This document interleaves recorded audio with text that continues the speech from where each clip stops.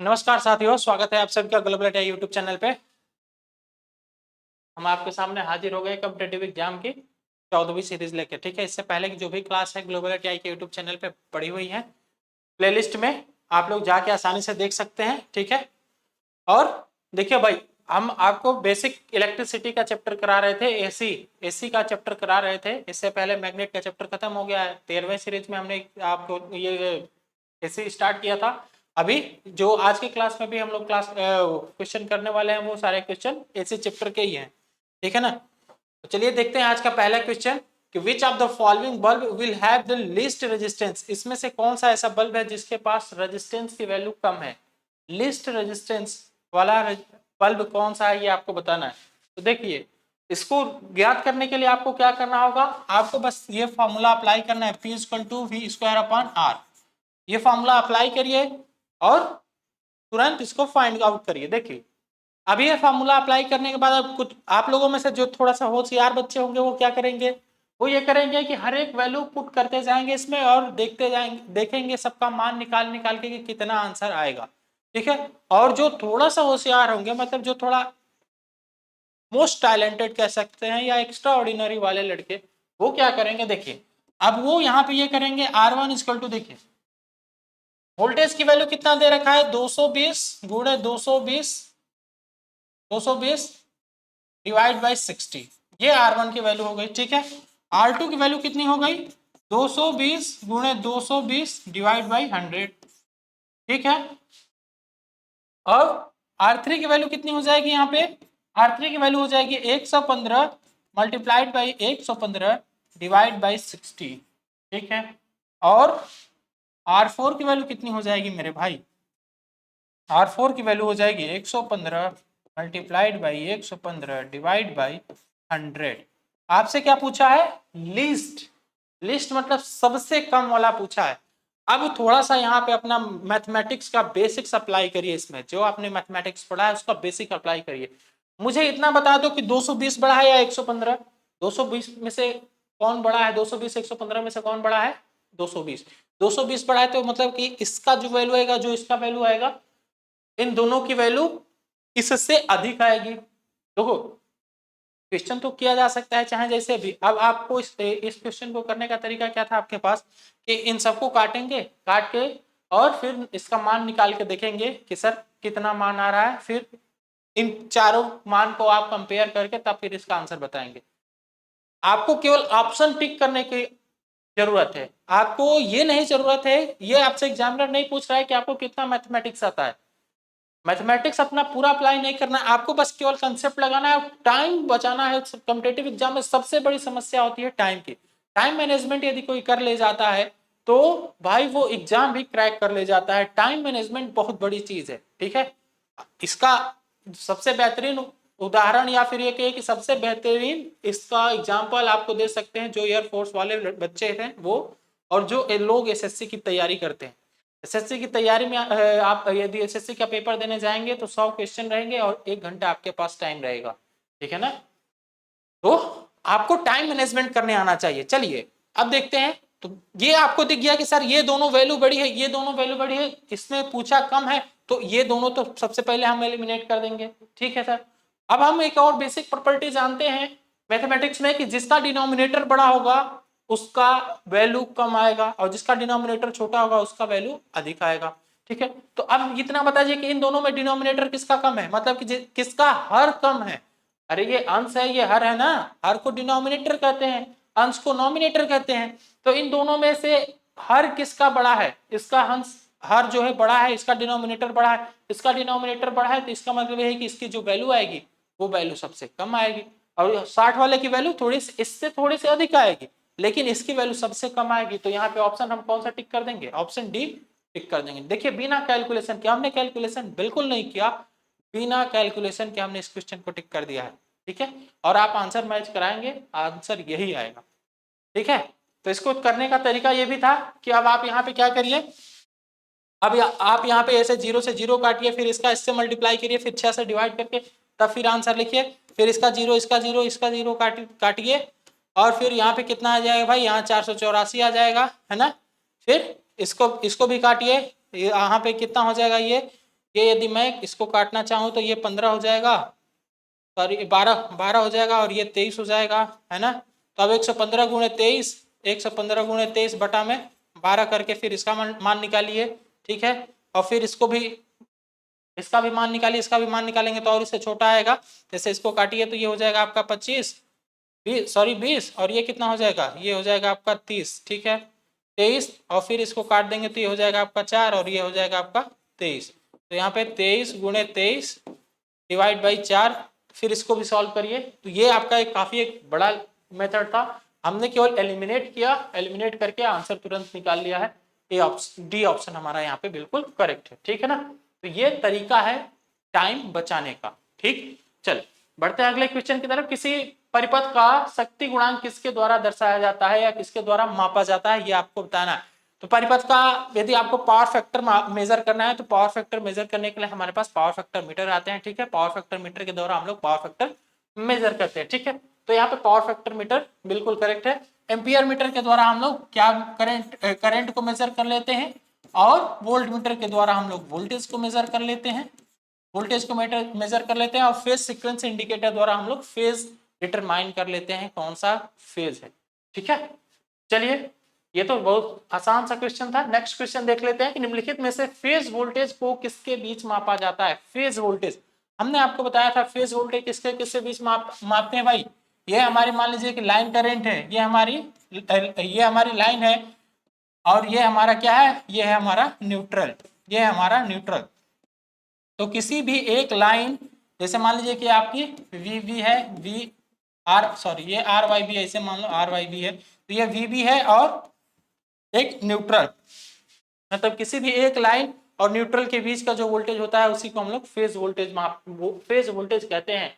तो यहाँ पे देख लीजिए line and neutral, yes line and neutral option A he correct हो जाएगा। यहाँ पे लाइन एंड फेज नहीं, यहाँ पे ए ऑप्शन नहीं बिल्कुल करेक्ट हो जाएगा। लाइन मतलब किसी एक लाइन और न्यूट्रल के बीच का वोल्टेज होता है वो ही होता है हमारा फेज वोल्टेज। या तो केवल वी कर लीजिए या फिर केवल वी वाई करिए, यहाँ पे सॉरी वी वाई करिए और यहाँ पे यहाँ पे न्यूट्रल ले लीजिए, तो ये भी आपका एक फेज वोल्टेज होगा। मतलब एक 3 फेज की लाइन है तो उसमें 3 फेज वोल्टेज होंगे और उसमें लाइन वोल्टेज 3 होंगे, ठीक है ना। 3 फेज वोल्टेज भी होंगे और 3 लाइन वोल्टेज भी होंगे।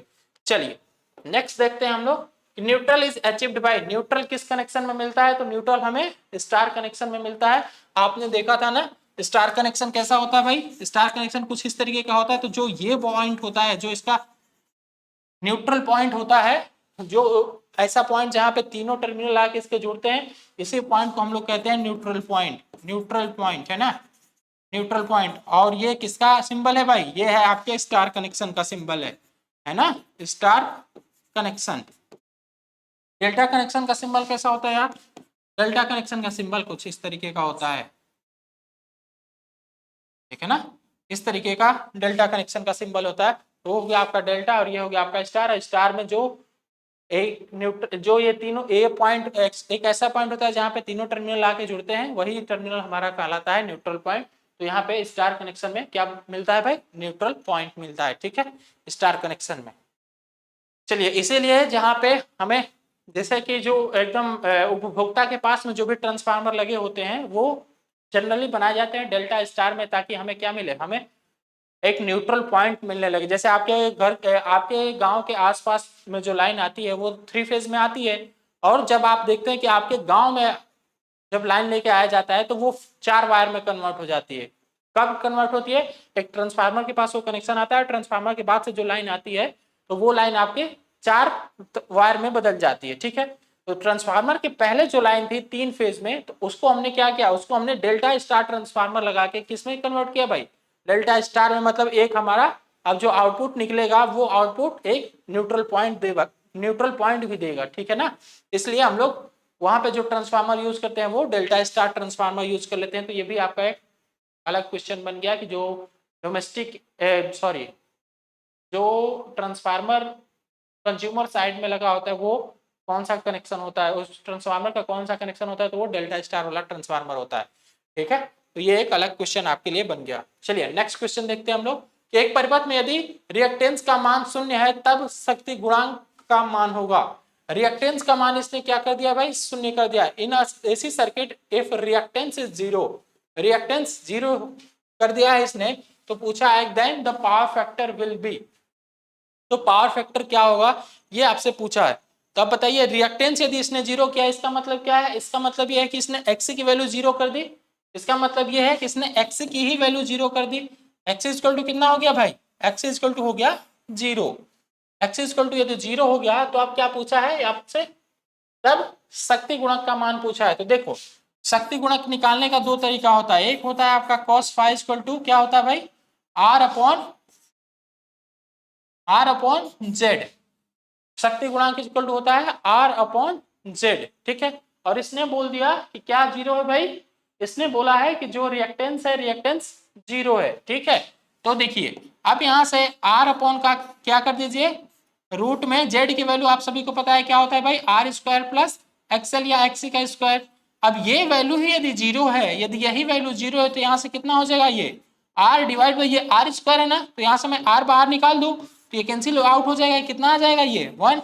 मतलब cos फाइव की वैल्यू कितनी आ गई, cos फाइव की वैल्यू वन आ गई। cos फाइव की वैल्यू यदि वन आ गई तो इसका मतलब क्या है, इसका मतलब ये है कि जो हमारा पावर फैक्टर है, पावर फैक्टर क्या हो जाएगा, यूनिटी हो जाएगा, ठीक है ना। तो जब रिएक्टेंस की वैल्यू जीरो रखेंगे तो जो हमारा इंपीडेंस है वो इंपीडेंस केवल और केवल रेजिस्टेंस के टर्म में बच जाएगा। तो ऊपर नॉमिनेटर में भी आर है, डिनोमिनेटर में भी आर हो जाएगा, तो हमारा जो पावर फैक्टर है वो वन हो जाएगा। करेक्ट है, इतनी बात समझ में आ गई। चलिए नेक्स्ट देखते हैं, the unit of inductance is Henry but the unit of inductive reactance is. देखिए केवल एल की बात यदि मैं करूं, केवल एल की बात यदि मैं करूं, जिसका फॉर्मूला होता है mu naught mu R A into N square upon L, तो इसका जो मात्रक है, इसका मात्रक आता है आपका हेनरी। इसका मात्रक क्या बनता है मेरे भाई, हेनरी। लेकिन यहीं पे यदि मैं एक्सएल की बात कर दूं, मतलब प्रेरकीय प्रतिघात की बात कर दूं, प्रेरकीय प्रतिघात की यदि मैं बात कर दूं तो इसका मात्रक क्या बनेगा, इसका मात्रक आपका बन जाता है ओम। इसका मात्रक क्या बनता है, ओम। वो चाहे प्रेरकीय प्रतिघात हो या फिर हमारा धारतीय प्रतिघात एक्सी भी हो, इसका भी मात्रक क्या बनता है, इसका भी मात्रक बनता है ओम, ठीक है। इसका भी मात्रक ओम ही बनता है। ये क्या है, ये है आपका मात्रक, ठीक है। लेकिन केवल सी का मात्रक क्या होता है, केवल सी का मात्रक होता है आपका फेरेड, फेरेड, ठीक है। लेकिन एक्सी का मात्रक क्या होता है भाई, एक्सी का मात्रक होता है आपका ओम, ठीक। तो यहाँ पे क्या पूछा है, परंतु प्रेरकीय प्रतिघात का इकाई क्या है, ओम हो जाएगा। यहाँ पे बी ऑप्शन बिल्कुल करेक्ट, ठीक। चल देखते हैं अगला क्वेश्चन कि उस धारा का आरएमएस मान क्या होगा जिसका अधिकतम मान 220 एम्पियर है। 220 एम्पियर है, लगभग मान पूछा है आपसे। आपसे क्या पूछा है, लगभग मान पूछा है। उस धारा का आरएमएस मान बताना है जिसका अधिकतम मतलब पीक वैल्यू दे रखा है यहाँ पे इसने पीक वैल्यू दे रखा है। तो वी आरएमएस इक्वल टू क्या होता है, वी आरएमएस इक्वल टू होता है आपका, करंट की बात किया है ना, आई आरएमएस इक्वल टू हो जाएगा आपका I peak divide by root two, I peak divide by root two, ठीक है। अब यहाँ पे आई पिक की वैल्यू आपको दे रखा है, अधिकतम मान दे रखा है ना, आई पिक की वैल्यू कितनी है मेरे भाई, 220 एम्पियर। 220 एम्पियर है तो ये 220 मैंने यहाँ पे लिख दिया और मैं यहाँ पे लिख दिया रूट टू, ठीक है। अब इसको थोड़ा सा आप लोग मल्टीप्लाई कर लीजिए। इसको मैं ऐसे लिख दूं तो कोई प्रॉब्लम नहीं होनी चाहिए आपको। 110 मल्टीप्लाइड बाई 2 कर दूं तो कोई प्रॉब्लम नहीं होनी चाहिए, है ना। तो ये कैंसिल आउट हो जाएगा, root two times 120 multiplied by सीधे सीधे लिख दो 1.41, 1.41। अब इसको गुणा कर लो, इसको गुणा करेंगे तो कितना आ जाएगा यार, ये दिख रहा है आपको कितना आ जाएगा, 141, 141 के आसपास में आ जाएगा। अप्रोक्सीमेटली भी पूछा भी है आपसे, अप्रोक्सीमेटली ही बोला है ना, देखो ब्रैकेट में यहाँ पे भी अप्रोक्सीमेटली बोला है, तो 141 एम्पियर आ जाएगा। तो यहाँ पे सी ऑप्शन बिल्कुल करेक्ट हो जाएगा, ठीक है। यहां से दिख भी रहा है 140 के करीब आएगा, 140 से थोड़ा सा अधिक आएगा, ठीक है। चल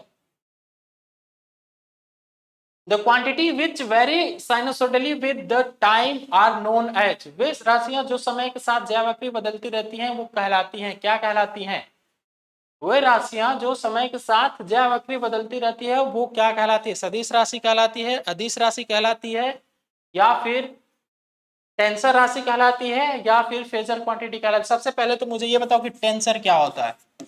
टेंसर राशि कौन सी राशि होती है? टेंसर ये कौन सी राशि होती है? ये वो राशि होती है या वो क्वांटिटीज होती हैं जो न तो सदिश होती हैं न ही अदिश होती हैं। ठीक, लिख लीजिए कि वह भौतिक राशियां भौतिक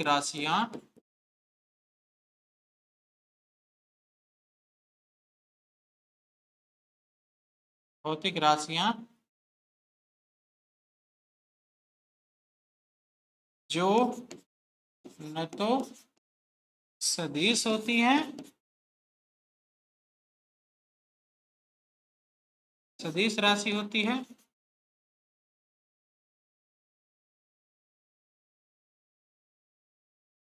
और ना ही, या ऐसा ना लिखो, इसको ऐसे लिख दो कि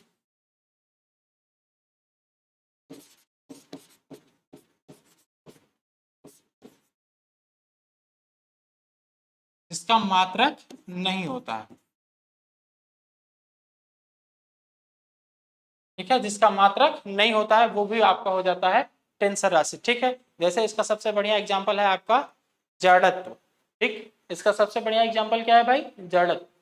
जिसका मात्रक नहीं होता वो भी आपकी टेंसर राशि हो जाएगी, या फिर इस टर्म में भी कह सकते हैं जो ना तो सदिश होती है ना ही अदिश होती है, तो वो भी राशि जो होती है वो भी आपकी टेंसर राशि कहलाती है। ठीक है, इसने क्या बोला है क्वेश्चन में? क्वेश्चन में बोला है कि the quantity which varies sinusoidally with time are known as. Time के साथ क्या करे? वेरी करे। कैसे? साइनोसोडली। साइनोसोडली ये टाइम के साथ वेरी करे कुछ इस तरीके से। ठीक है, कुछ इस तरीके से ये वेरी करे तो ये क्या कहलाएगा? तो अब तो यहाँ पे स्केलर और वेक्टर क्वांटिटी इनकी तो बात है नहीं। अब यहाँ पे किसकी बात आ गई? अब यहाँ पे बात आ गई है फेज डिस्प्लेसमेंट की। किसकी बात आ गई भाई? फेज डिस्प्लेसमेंट की बात आ गई है कि ये टाइम के साथ क्या कर रहा है? डिस्प्लेसमेंट इसमें आ रहा है 90, 180, 270। ठीक है, इस तरीके से इसमें डिस्प्लेसमेंट आ रहा है, तो ये हमारी कौन सी राशि हो जाती है? ये हो जाती है फेजर क्वांटिटीज। ठीक है, तो ऐसी राशियां जिसमें टाइम के साथ साइनोसोडली उसमें डिस्प्लेसमेंट हो तो उस राशि को हम लोग फेजर राशि कहते हैं या फेजर क्वांटिटी कहते हैं। ठीक है ना? चलो देखते हैं अगला क्वेश्चन कि निम्नलिखित में से कौन सा शक्ति गुणक की सही अभिव्यक्ति है? देखो, इसके लिए आपको बस इतना जानना है, P equal to V I cos phi.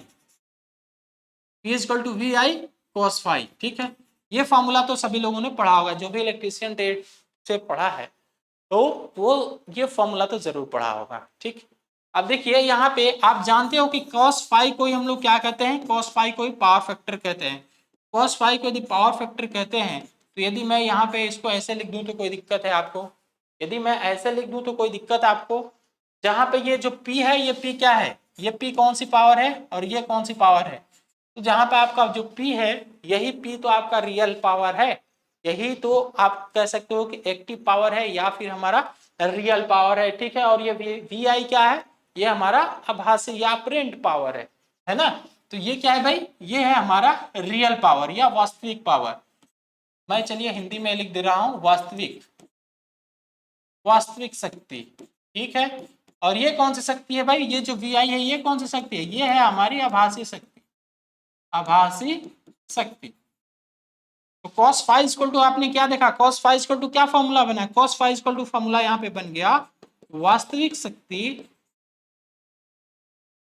वास्तविक शक्ति real power divide by apparent power या आभासी शक्ति, है ना? आभासी शक्ति। क्लियर है बात? तो एक तो फॉर्मूला cos फाइव का ये बन गया, cos फाइव इक्वल टू वास्तविक शक्ति डिवाइड बाय आभासी शक्ति। और एक अभी हमने कुछ देर पहले आपको बताया एक cos फाइव का फॉर्मूला ये भी होता है cos phi equal to R upon Z. ये भी आपका पावर फैक्टर का ही फॉर्मूला है, पावर फैक्टर का ही फॉर्मूला है। ठीक है, तो यदि कोई आपसे बोले कि पावर फैक्टर का फॉर्मूला बताइए, तो आप उससे पहला क्वेश्चन ये कहिए कि सर किस टर्म में बताऊं? इंडक्टेंस के टर्म मतलब इंपिडेंस के टर्म में बताऊं या फिर पावर के टर्म में बताऊं? तो पावर के टर्म में आपको बताना होगा तो आप ये फॉर्मूला बताएंगे, और यदि इंपिडेंस के टर्म में बताना होगा तो आप ये फॉर्मूला बताएंगे। ठीक है, बात समझ में आ गई? आप देखिए यहाँ पे किस में दिया है भाई? यहाँ पे पावर के फॉर्म में दिया है, तो देख लीजिए यहाँ पे ऑप्शन बी मुझे दिख रहा है, ऑप्शन बी सही है। ठीक है, ऑप्शन बी करेक्ट है। वहां पे जो आप फॉर्मूला आया है बस वही आप यहाँ पे मैच करा लीजिए, बाकी आंसर टिक करके आगे बढ़िए। ठीक है, चलिए बढ़ते हैं अगले क्वेश्चन की तरफ। नेक्स्ट क्वेश्चन है कि the power factor of A RC circuit, RC परिपथ का शक्ति गुणांक कितना होता है आरसी परिपथ का। तो आरसी परिपथ में आपने ये देखा था कि आरसी परिपथ में जो हमारा करंट है वो करंट लीड करता है वोल्टेज से। करंट वोल्टेज से क्या करता है भाई, लीड करता है ना। तो यदि करंट लीड कर रही है, करंट यदि आप वोल्टेज से लीड कर रही है, तो जो हमारा पावर फैक्टर होगा, पावर फैक्टर क्या हो जाएगा भाई, पावर फैक्टर भी लीड कर जाएगा। और यदि करंट लैग करती है, और यदि करंट लैग करती है, तो जो हमारा पावर फैक्टर होगा, पावर फैक्टर भी लैग कर जाएगा। ठीक है, आपने ये देखा था कि कैपेसिटर सर्किट में, कैपेसिटर में करंट जो है, करंट लीड कर रही थी। ठीक है, वोल्टेज से 90 डिग्री लीड कर रही थी। ठीक है, अब यहाँ पे हमने आरसी सर्किट लिया है, तो आप जानते हो कि रेजिस्टेंस में जो हमारा करंट और वोल्टेज है ये दोनों सेम फेज में रहते हैं। कैपेसिटर की केस में करंट लीड कर जाती है वोल्टेज से, करंट जैसे ही लीड करी तो इसका मतलब क्या हुआ कि जो हमारा सर्किट का बिहेवियर हुआ वो किस नेचर का हो गया, वो हो गया लीडिंग नेचर का। किस नेचर का हो गया, लीडिंग नेचर का। तो यहाँ पे बी ऑप्शन बिल्कुल करेक्ट हो जाएगा। ठीक है, अब देखिए यहाँ पे आपने पावर फैक्टर पढ़ा था ना, तो पावर फैक्टर में आपने यहाँ पे देख लिया वास्तविक शक्ति अपॉन आभासी शक्ति, एक आपने फॉर्मूला देख लिया P upon Z, R upon Z. ठीक है, तो देखो यहाँ पे टोटल 4 फॉर्मूले बनेंगे पावर फैक्टर के। चलिए मैं चारों को आपको अलग अलग कलर से दिखा दे रहा हूँ। ठीक है, एक फॉर्मूला तो आपने ये देख लिया, एक आपने फॉर्मूला ये भी देखा, एक आपने ये भी फॉर्मूला देखा है, तो इसको भी आप नोट ही कर लो, अलग अलग लिख लो। ठीक है, लिखना जरूरी है भाई मेरे, थोड़ा साथ साथ में लिखते जाइए, क्योंकि cos फाई का पावर फैक्टर का फॉर्मूला, इतना सारा फॉर्मूला आप जल्दी अपने से तो नहीं पढ़ पाओगे। ठीक है, ये भी एक फॉर्मूला हो गया, और एक फॉर्मूला और बन जाता है, एक और फॉर्मूला बन जाता है, कहीं कहीं पे ये आ जाता है cos फाई इक्वल टू, यहाँ पे मैं लिख दे रहा हूँ cos फाई इक्वल टू एक आ जाता है के डब्ल्यू अपॉन के वी ए, के वी ए। ठीक है, तो एक फॉर्मूला ये भी बन जाता है। तो टोटल 4 फॉर्मूले हमने आपके सामने लिख दिए हैं पावर फैक्टर के। आप चाहो तो इसका स्क्रीनशॉट भी ले लो, और ना चाहो तो कोई बात नहीं, कहीं एक जगह लिख लो इसको। ठीक है, 4 पावर फैक्टर के फॉर्मूले ये बनते हैं। कभी कभी आपको ऑप्शन देता है किलोवाट अपन केवीए के टर्म में, तो यहाँ पे ये भी सही हो जाएगा। ठीक है, कभी कभी हाँ देखिए, इसको जो हमने इंग्लिश में लिखा है, तो कहीं कहीं पे ये जो हमने हिंदी में लिखा है, इसको कहीं पे ये इंग्लिश में लिखेगा, तो इंग्लिश में कैसे लिखेगा, true power upon apparent power, true power upon apparent power. ठीक है, तो कहीं कहीं पे ये इंग्लिश में ऐसे भी लिख सकता है। तो ये आपके पूरे cos फाई के फॉर्मूले बनते हैं, और हमने सारे फॉर्मूले को एक जगह समराइज कर दिया है। ठीक है ना, चलिए अब देखते हैं अगला क्वेश्चन। इन आरएल सर्किट, आरएल सर्किट में क्या होता है भाई, आरएल सर्किट में आपने पढ़ा था कि आरएल सर्किट में सर करंट हमारी लैग करती है वोल्टेज से 90 डिग्री। करंट यदि लैग करे तो उसका मतलब क्या है कि सर्किट का बिहेवियर कैसा होगा, लैगिंग नेचर का हो जाएगा। तो यहाँ पे देख लीजिए option, in RL circuit current lag behind voltage 45 degree, नहीं 45 डिग्री नहीं सर, 90 डिग्री लैग करती है। Current lag behind voltage 90 degree, yes 90 degree, option B बिल्कुल करेक्ट हो जाएगा। Form factor of a sinusoidal wave, form factor sinusoidal wave का कितना होता है, इस बात को याद रखिए कि साइनोसोडल वेव के लिए, sinusoidal for sinusoidal wave, for sinusoidal wave form factor is equal to 1.11, 1.11 form factor कितना होता है, 1.11। ठीक है, अब यदि इसको इसका फॉर्मूला लिखना चाहेंगे तो फॉर्म फैक्टर का एक बार फॉर्मूला भी नोट कर लीजिए कि फॉर्म फैक्टर का फॉर्मूला क्या हो जाता है। फॉर्म फैक्टर इक्वल टू क्या हो जाता है भाई, आरएमएस वैल्यू अपॉन, लिख लीजिए यहाँ पे फॉर्म फैक्टर इक्वल टू होता है आपका RMS value upon average value, average value. ठीक है, ये होता है आपका फॉर्म फैक्टर का फॉर्मूला। ठीक है, RMS value upon average value. RMS value आप जानते हो, आरएमएस वैल्यू क्या होता है भाई, पीक अपॉन √2 होता है, और average value peak upon pi हो जाता है। तो इन दोनों को जब आप सॉरी 2 पाई अपॉन क्या होता है यार, हाँ 2 इंटू पीक अपॉन पाई होता है, 2 इंटू पीक अपॉन पाई हो जाता है एवरेज। तो इन दोनों को जब आप सिंप्लीफाई करोगे तो 1.11 आपका आंसर आ जाएगा। तो यहाँ पे 1.11 बिल्कुल करेक्ट है। ठीक है, फॉर्म फैक्टर का फॉर्मूला ये होता है, साइनोसोडल के लिए ये होता है। ठीक है, ट्रायंगुलर के लिए कितना होता है, 1.57 होता है। ये जो वैल्यू दे रखा है 1.57, ये किसके लिए होता है भाई, ये होता है आपका ट्रायंगुलर के लिए। ट्रायंगुलर वेव के लिए साइनोसोडल की वैल्यू 1.57 होती है। ठीक है, चल बढ़ते हैं अगले क्वेश्चन की तरफ। In a capacitor energy is store in the form of, capacitor में जो हमारी एनर्जी है वो इलेक्ट्रोस्टैटिक के फॉर्म में स्टोर होती है। ठीक है, इलेक्ट्रोस्टैटिक फील्ड के रूप में स्टोर होती है। और कोई यदि इंडक्टर है तो इंडक्टर में जो हमारी एनर्जी स्टोर होती है वो इलेक्ट्रोमैग्नेट के रूप में स्टोर होती है। ठीक है, कैपेसिटर में इलेक्ट्रोस्टैटिक के रूप में स्टोर होती है। भाई इस क्वेश्चन को अच्छे से याद रखना, ये बहुत बार पूछा हुआ क्वेश्चन है कि कैपेसिटर में एनर्जी किस रूप में स्टोर होती है। ये न कि आपके केवल टेक्नीशियन के एग्जाम में, बल्कि जेई के एग्जाम में भी कई बार क्वेश्चन ये पूछा गया है। ठीक है, तो इस क्वेश्चन को थोड़ा ध्यान से आप लोग देखिएगा। चलिए नेक्स्ट क्वेश्चन देखते हैं। थ्री कला आपूर्ति तंत्र में कलाओं के मध्य कितना विस्थापन होता है। तो देखो, जो थ्री फेज की लाइन होती है, थ्री फेज की लाइन में फेज डिफरेंस कितना होता है, 120 डिग्री होता है। ठीक है, 120 डिग्री। जैसे ऐसे मैं 3 लाइन खींच दूं, मान लेता हूं कि ये हमारी वी आर लाइन है। ठीक है, ये हमारी वी वाई लाइन है और ये हमारा वी वी लाइन है। तो इन तीनों के बीच कितने का एंगल रहता है, 120। फिर इसके बीच भी 120 और इसके बीच भी 120, 120 120 120 120 120 डिग्री से का डिफरेंस रहता है तीनों में। ठीक है ना, चलो नेक्स्ट क्वेश्चन देखते हैं हम लोग।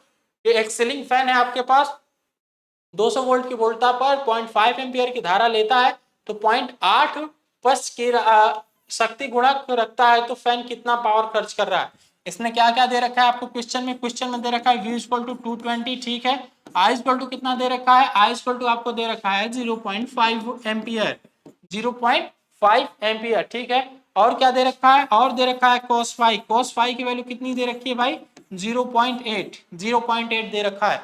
अब आपको पता चल गया होगा कि इसमें कौन सा फॉर्मूला अप्लाई करना है, P = VI cos phi, P = VI cos phi. बस फॉर्मूला अप्लाई करिए, तुरंत आंसर निकाल लीजिए। ये 220 हो गया मल्टीप्लाइड बाई 0.5 हो गया मल्टीप्लाइड बाई 0.8 हो गया। ठीक है, अब 0.5 और 0.8 ये दोनों मिलकर कितना बना देंगे, चलो उसको छोड़ दो, इसमें मल्टीप्लाई कर दो इसका, तो ये कितना हो जाएगा, ये हो जाएगा आपका 110, 110 मल्टीप्लाइड बाई 0.8। ठीक है, अब यहाँ से पॉइंट हटाऊं तो ये जीरो कैंसिल हो जाएगा, तो कितना बच गया, ये 11 मल्टीप्लाइड बाई 8 कर दूं तो कोई दिक्कत नहीं होनी चाहिए। तो यहाँ से कितना हो जाएगा, ये हो जाएगा हमारा 88, ये हो जाएगा 88। यहाँ पे 88 वॉट दिया हुआ है। हाँ, ये इसकी जो यूनिट आएगी वो क्या आएगी, ये आएगी आपकी वॉट में, ये आएगी वॉट में। ठीक है, तो ये आपका 88 वॉट यूनिट हो जाएगा। ऑप्शन बी बिल्कुल सही हो जाएगा। ठीक है ना, चलो इसने पूछा है कि इन विच ऑफ द फॉलोइंग है peak factor coefficient. Peak factor coefficient किसमें होता है, तो देखिए जो हमारी साइनोसोडल वेव होती है ना, यदि हमारी साइनोसोडल वेव फुल है, फुल वेव साइनोसोडल है, फुल वेव साइनोसोडल है, तो इसमें एक पीक वैल्यू आती है। वो पीक वैल्यू कहाँ पे होती है, यहाँ पे होती है। इसी को हम लोग कहते हैं पीक, शिखर मान, पीक वैल्यू, या फिर इसी को क्या कहते हैं हम लोग, शिखर मान भी कहते हैं। तो ये शिखर मान किस में आता है, ये शिखर मान आता है full wave sine wave, full wave sine wave में आता है। ठीक है, यदि हमारी साइन वेव की फुल मतलब पूरी तरंग है, आधा नहीं पूरी है, तो उसमें हमारा एक पॉइंट आता है इसका पीक वैल्यू का या फिर पीक फैक्टर का। ठीक है, तो यहाँ पे ऑप्शन सी बिल्कुल करेक्ट है, फुल वेव डिशधारी ज्या तरंग, फुल वेव डिशधारी ज्या तरंग में आता है। ठीक है, चल अब देखिए यहाँ पे दो इक्वेशन दे रखा है आपको, E1 = दिया है a sin ओमेगा t, ठीक है, और E2 = दिया है a sin omega t minus theta. ये कैसे गड़बड़ हो गया यार, माइनस थीटा है ये। ठीक है, E1 = दिया है a sin ओमेगा t, ठीक है, और E2 = दिया है a sin omega t minus theta, omega t minus theta. ठीक है, अब आपको बोला है कि अब ये बताइए इसमें से देख के कि जो E1 है वो लैग कर रहा है या लीड कर रहा है E2 से, या फिर E2 लैग कर रहा है या लीड कर रहा है E1 से, ये आपको बताना है। ठीक है, तो देखिए आपको ये दिख रहा होगा कि ये जो E1 है, E1 की वैल्यू कितनी है भाई, E1 की वैल्यू है A sin omega T, omega T है। ठीक है, जबकि जो हमारा E2 है ये क्या है भाई, ये इससे कितना पीछे है, ये इससे थीटा डिग्री पीछे है, ये थीटा इससे पीछे है। यदि थीटा पीछे तो इसका मतलब क्या है, इसका मतलब कहीं ना कहीं ये है कि ये लैग कर रहा है E1 से, है ना। इसका मतलब क्या है कि ये E1 से लैग कर रहा है। E1 से यदि ये लैग कर रहा है तो तभी तो हमारा ये जो वैल्यू है, ये वैल्यू क्या दिया हुआ है, ये वैल्यू माइनस करके दिया हुआ है।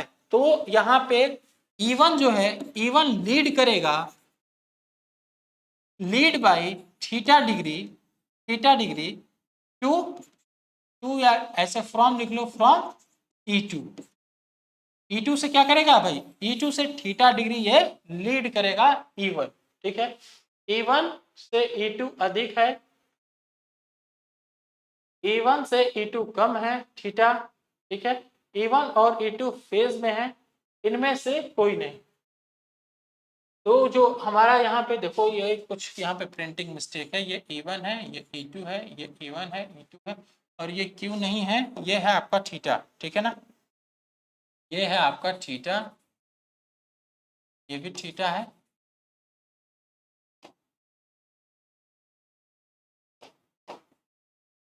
E1 से E2 अधिक है,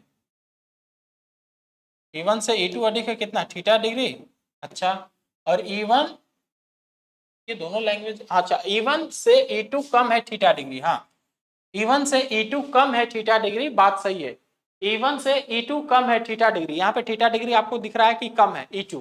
ठीक है, तो यहाँ पे ऑप्शन भी बिल्कुल करेक्ट होगा कि E1 जो है, यहाँ पे जो E1 से E2 जो है, E2 कम है थीटा डिग्री। ठीक है, कम है या फिर थीटा डिग्री वो लैग कर रहा है E1 से। ठीक है, तो यहाँ पे ऑप्शन बी बिल्कुल करेक्ट हो जाएगा। ठीक है, चल देखते हैं next question, the resistance of 50 what 200 volt bulb is, आपके पास बल्ब है 200 वोल्ट का, V इक्वल टू कितना दे रखा है 200 वोल्ट, और P इक्वल टू दे रखा है आपको 50 वॉट।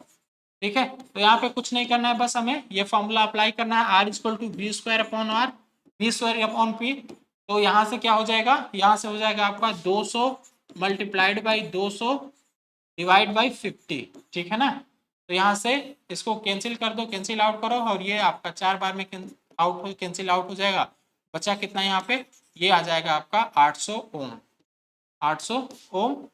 यहाँ पे ऑप्शन डी बिल्कुल करेक्ट हो जाएगा, 800 ओम। ठीक है, 800 ओम वाला ऑप्शन बिल्कुल सही हो जाएगा। चल देखते हैं अगला क्वेश्चन। अगला क्वेश्चन बोला है कि एक आपके पास the formula for determining resonant frequency in series RLC circuit.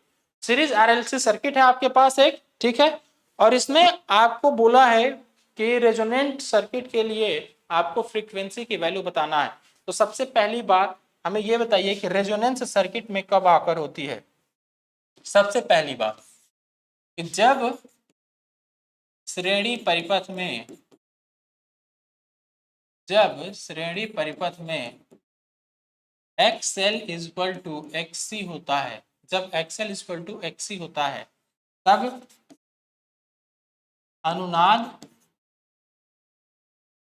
या फिर रेजोनेंस उत्पन्न होता है, तब हमारा रेजोनेंस उत्पन्न होता है। ठीक है, जब XL इक्वल टू XC होगा तब। बात समझ में आ गई। यहाँ पे क्या हो भाई, यहाँ पे होगा आपका R, ये होगा आपका मान लीजिए L, और ये होगा आपका एक C। ठीक है, तो ये जब कुछ इस तरीके से जुड़ा रहे, कुछ इस तरीके से ये सप्लाई से जुड़ा रहे, तो ये है हमारा सीरीज आरएलसी सर्किट। यही क्या है, ये है हमारा सीरीज आरएलसी सर्किट। ये है R, ठीक है, ये है आपका XL और ये है आपका XC। यहाँ से और यहाँ तक बनने वाला जो वोल्टेज होगा वो कितना हो जाएगा, यहाँ से यहाँ तक बनने वाला वोल्टेज जो होगा वो हो जाएगा आपका VC। ठीक है, और यहाँ से यहाँ तक बनने वाला वोल्टेज होगा वो होगा आपका VL, और यहाँ से यहाँ तक जो बनने वाला वोल्टेज होता है वो होता है आपका वी आर। ठीक है, तो ये आपके RLC सर्किट है। अब RLC सर्किट में आपने ये देख लिया कि रेजोनेंस कब ऑकर हुआ, जब XL इक्वल टू XC हुआ, जब XL इक्वल टू XC हुआ। ठीक है, तो आपने सर्किट देख लिया। अब आपने देखा XL इक्वल टू XC जब हुआ तो सर्किट में क्या हो गया भाई, सर्किट में रेजोनेंस की प्रक्रिया उत्पन्न हुई। सर्किट में यदि रेजोनेंस की प्रक्रिया उत्पन्न हुई तो उस समय जो हमारी सर्किट होगी वो सर्किट कैसे बन जाएगी, वो सर्किट कुछ इस तरीके की बन जाएगी। अब केवल और केवल इसमें प्रभाव कैसा रहेगा, अब केवल और केवल प्रभाव रहेगा आपका आर का, केवल और केवल प्रभाव रहेगा आर का। और जो एक्सएल और एक्सी है इनका प्रभाव क्या हो जाएगा, इनका प्रभाव खत्म हो जाएगा। इनका प्रभाव यदि खत्म हो जाएगा तो अब आपको ये दिख रहा है कि सर्किट का जो इंपीडेंस है, इंपीडेंस क्या हो गया, इंपीडेंस लो हो गया। सर्किट का इंपीडेंस लो हो गया, क्यों, क्योंकि यहां से एक्सएल और एक्सी हट गया। एक्सएल और एक्सी हटा, जैसे ही एक्सएल और एक्सी हटा तो सर्किट का इंपीडेंस कम हुआ है, मतलब प्रतिरोध कम हो गया। प्रतिरोध कम हुआ तो अब इसमें धारा क्या होगी, अब इसमें धारा मैक्सिमम हो जाएगी। ठीक है, तो चलिए सीरीज आरएलसी सर्किट के बारे में दो चार बातें लिख लेते हैं हम लोग जो हमारे काम की है। ठीक है, जो हमारे काम की है उसको हम लोग यहाँ पे थोड़ा सा नोट कर लेते हैं। ठीक है, तो पहला पॉइंट तो ये हो गया कि रेजोनेंस ऑकर कब होता है। ठीक है, दूसरा पॉइंट ये लिखिए कि श्रेणी अनुनाद परिपथ में, श्रेणी अनुनाद परिपथ में, अनुनाद परिपथ में इंपीडेंस या प्रतिबाधा, प्रतिबाधा न्यूनतम होता है। प्रतिबाधा न्यूनतम या मिनिमम, मिनिमम कह सकते हो उसको, मिनिमम होती है। ठीक है, बात समझ में आ गई।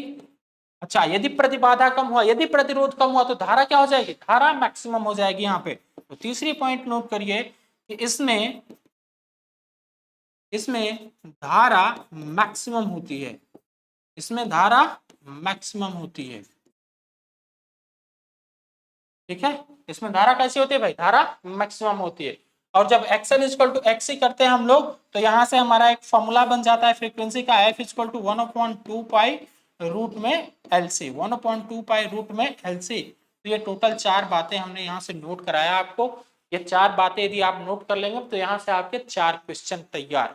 ठीक है ना, तो यहाँ ऑप्शन कौन से सही हो जाएंगे, यहाँ पे ऑप्शन 1/2 पाई रूट LC, ये हमसे डिलीट हो गया शायद अभी कुछ देर पहले, तो ऑप्शन डी यहाँ पे बिल्कुल करेक्ट हो जाएगा। ठीक है, ये चार बातें आपने नोट कर ली भाई। ये अब देखो यहीं पे यदि मैं पैरेलल सर्किट की बात कर दूंगा तो पैरेलल सर्किट में रेजोनेंस कब आकर होगा, वहां पे भी XL इक्वल टू XC होगा, लेकिन वहां पे जो हमारा इंपीडेंस होगा, इंपीडेंस मैक्सिमम हो जाएगा। पैरेलल सर्किट में यदि रेजोनेंस ऑकर हो रहा है तो उस समय जो हमारा रेजोनेंस होगा वो उस समय जो हमारा इंपीडेंस होगा, इंपीडेंस मैक्सिमम हो जाएगा और करंट मिनिमम हो जाएगी। ठीक है, तो भाई एक बार यदि एक चीज आपको नोट कराया जा रहा है तो थोड़ा सा उसको नोट करते जाइए साथ में, और उसी से कनेक्टेड जो क्वेश्चन बन सकते हैं उनको भी आप टैकल करिए साथ साथ। ठीक है, तो जैसे ही हमने आपको सीरीज रेजोनेंस बताया तो इसका जस्ट अपोजिट कर दीजिए आप पैरेलल रेजोनेंस के लिए। पैरेलल रेजोनेंस में जो प्रतिबाधा होगी वो मैक्सिमम हो जाएगी, जो हमारा इंपीडेंस होगा मैक्सिमम हो जाएगा, करंट मिनिमम हो जाएगी। ठीक है, चल देखते हैं आज का last question. The power factor of resonance in RLC circuit is, power factor क्या होता है, क्या होगा, रेजोनेंस सर्किट है आपके पास, एक रेजोनेंट सर्किट है, उस समय पावर फैक्टर क्या होगा। तो आपने तो ये देखा कि XL इक्वल टू XC कर दिया हमने।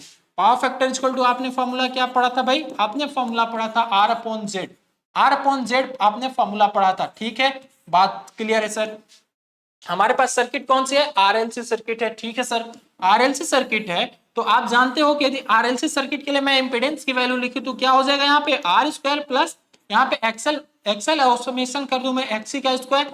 हमने ये देखा कि XL इक्वल टू XC हो गया, जैसे ही XL इक्वल टू XC हुआ तो इन दोनों की वैल्यू कैंसिल आउट हो जाएगी। इन दोनों की वैल्यू यदि कैंसिल आउट हुई तो नीचे में क्या मिला, हमें नीचे मिला केवल और केवल क्या, R डिवाइड बाई रूट में R², R divide by root में R²। तो जब इसको रूट से मैं बाहर निकालूंगा तो ये क्या बन जाएगा मेरे भाई, ये बन जाएगा केवल और केवल R। तो cos फाई की वैल्यू कितनी हुई, cos फाई की वैल्यू 1 हुई, cos फाई की वैल्यू कितनी हुई, 1 हुई।